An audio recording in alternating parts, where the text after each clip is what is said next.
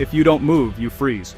Imagine a village where temperatures drop as low as -71.2 degrees Celsius. Here, spending just a few extra minutes outside can lead to frostbite, the loss of a limb, or even end of life. After staying outside for just over 15 minutes, my nose turned white. Ice crystals began forming inside the cells, and the tissue started to die. If I had stayed out 5 minutes longer, my nose would have suffered permanent tissue damage. When people breathed outdoors, it would sound like dry grass rustling behind them. That was the sound of warm breath turning into ice crystals. I'm in the coldest inhabited place on Earth, at the coldest time of the year. This is Oymyakon. Just to stay alive, I'm wearing more than 20 layers of clothing, weighing nearly 14 kilos. Stepping outside from a warm 30 degrees Celsius home means facing a temperature drop of over 100 degrees. That's why I'm also wearing gloves, boots, pants, and a coat, all made from reindeer fur. And even that's not enough. And now, I'm about to show you what life is like when simply going outside becomes a battle for survival. Within seconds outside, ice crystals start forming on the eyelashes and the skin starts to sting. The village feels like it's been abandoned. The cold burned my finger. The cold doesn't just affect people and wild animals, it stops everything from functioning. Phones don't work properly and often shut down. Cars left outside freeze in just a few hours. We boarded a plane in Moscow flying east for 7 hours to Yakutsk. From there we covered an 18-hour, 900-kilometer road trip. It's 2 a.m. and we've finally arrived at the coldest village in the world. The thermometer reads -60.5 degrees Celsius. When we stepped out of the car, it felt like we were on another planet. The hairs in our nose were frozen, and we felt them prick with every breath. The dry air makes us cough uncontrollably.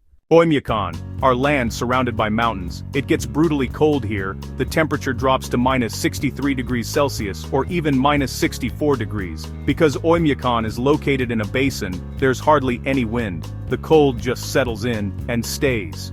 In this region the ground stays frozen all year round. This layer of frozen earth is called permafrost and it can reach hundreds of meters deep. To survive the cold, the villagers built a central heating system.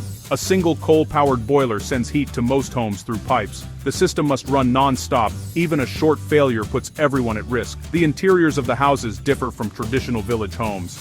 Heating pipes connected to the central boiler run through the rooms to keep the houses warm.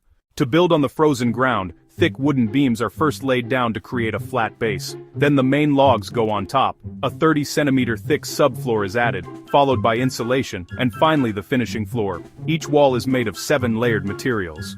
There's wood on the outside, then basalt wool as the main insulation barrier, then plaster, mesh, foam insulation, another layer of plaster, and finally a wooden panel inside.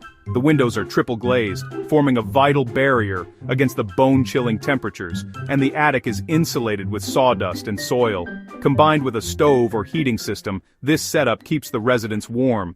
In nearly every building the entrance room is intentionally left unheated. We freeze everything in the front room. Look at this refrigerator. It's natural. Here, I have frozen milk and frozen meat that I store in the cold. As you can see, these first 2 rooms at the entrance are used for storage and as a refrigerator. These unheated rooms also serve as a buffer against the freezing cold. In Oymyakon, the day begins early, and Yevdokia is already at the barn. Cattle farmers here wrap a cloth around the cow's udder to protect the sensitive tissue from frostbite and to keep it clean.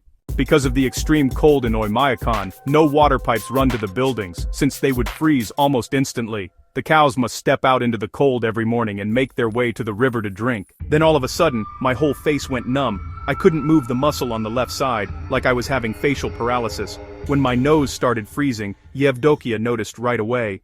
The cold shrinks the blood vessels and eventually reduces blood circulation. Without enough warmth, water inside each cell freezes into ice crystals, causing the cells to rupture and triggering a stabbing pain and tissue to die.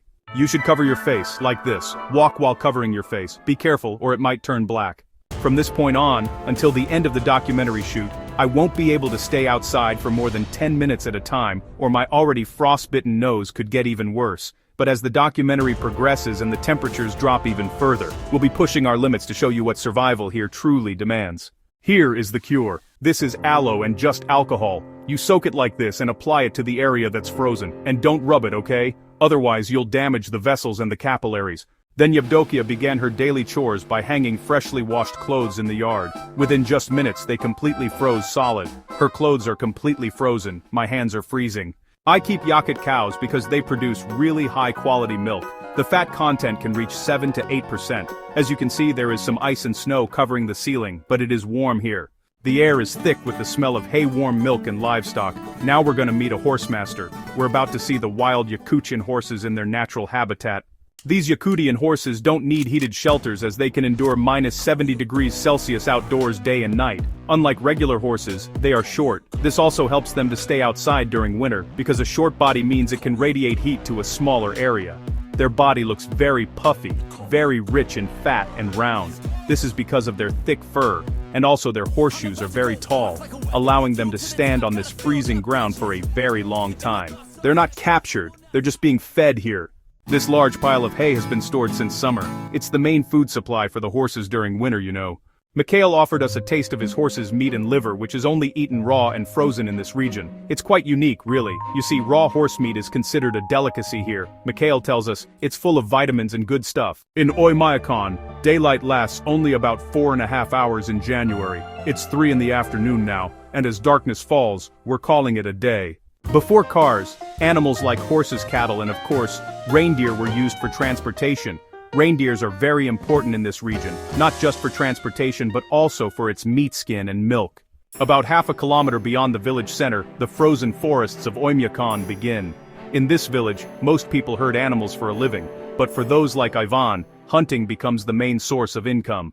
I am a man of the forest. These lands are my hunting grounds, and here is my tent, my home. He's making fire now. We need this fire because it is too cold here. We must walk on the paths. The ice underneath is thin. We made our way to the frozen river to check the fishing net he had set the day before. Ivan warned our cameraman just in time. He was about to step onto a cracked patch of ice. One wrong step could cause him to fall into the water.